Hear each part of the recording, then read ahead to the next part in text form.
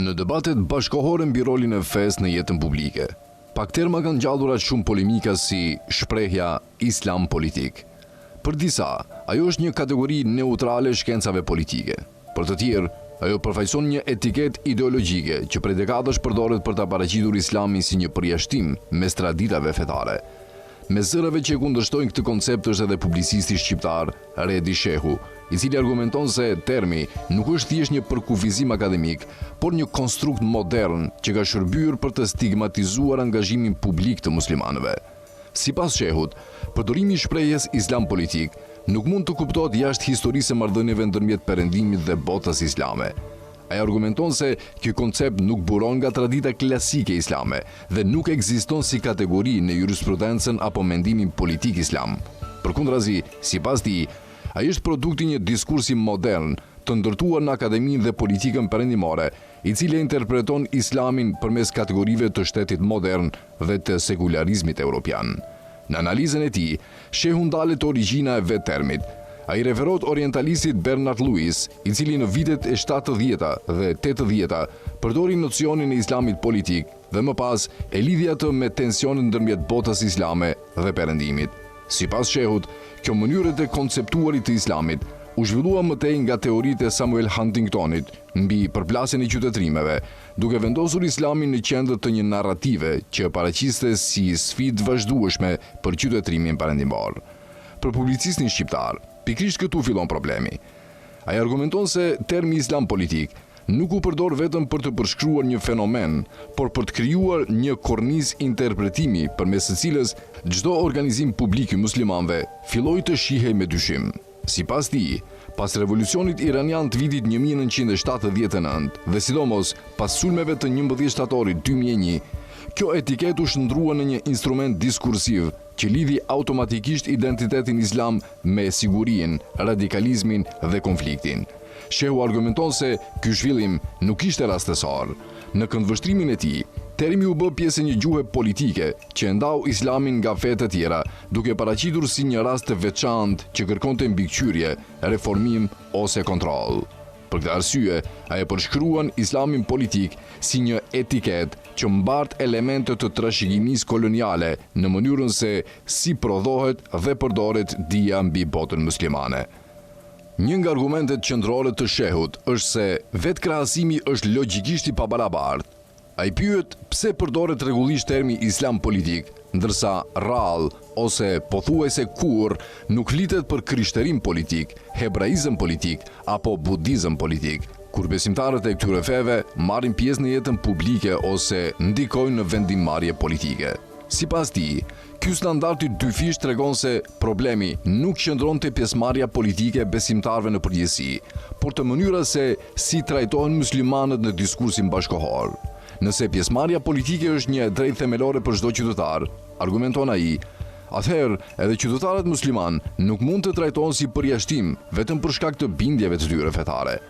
Në mbështetje të këtij argumenti, Shehu i referohet një sër studiuesish bashkëkohor. Ai përmend Olivier Roy, i cili argumenton se islamizmi është një fenomen modern dhe jo vazhdimësi e drejtë e traditës klasike islame. Ai citon John Esposito, i cili paralajmëron se etiketimi i çdo angazhimi publik të muslimanëve si islam politik e varfëron analizën dhe delegjitimon pluralizmin e mendimit islam. Një vend të rëndësishëm në argumentimin e tij zënë edhe studiuesit Talal Asad dhe Wael Hallaq, duke referuar Asadit, Shehu argumenton se ndarja ndërmjet fesë dhe politikës nuk është një ligj universal, por produkti i historisë intelektuale të Europës moderne. Nga ana tjetër, duke u mbështetur te Hallaq, ai thekson se tradita klasike islame nuk mund të reduktohet në kategorinë e shtetit modern, pasi ajo është zhvilluar mbi baza të ndryshme juridike, morale dhe institucionale. Sipas Shehut, Islami historikisht nuk e ka konceptuar fen si një çështje të kufizuar vetëm në sferën private.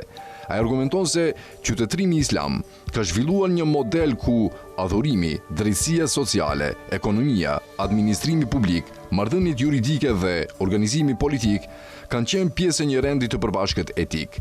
Për këtë arsye, sipas tij, përdorimi i termit islam politik krijon përshtypjen e gabuar, sikur politika është një element i jashtëm që i është bashkangjitur islamit vetëm në epokën moderne.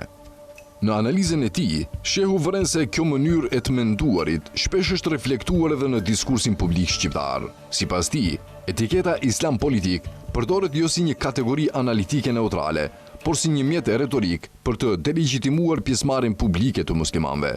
Në vend që të diskutohet programi politik, argumentet ose idetë e individëve, vëmendja zhvendoset te identiteti i tyre fetar, duke krijuar perceptimin se vetë angazhimi politik i një muslimani përbën problem.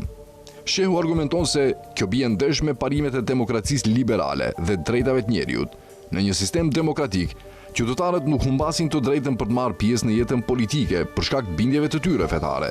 Përkundrazi, pluralizmi nënkupton që individët mund të frymëzohen nga tradita të ndryshme morale, filozofike apo fetare, për sa kohë respektojnë rendin kushtetues dhe të drejtat e të tjerëve. Për publicistin shqiptar, problemi nuk qëndron te pjesëmarrja politike e muslimanëve, por te mënyra se si kjo pjesëmarrje etiketohet.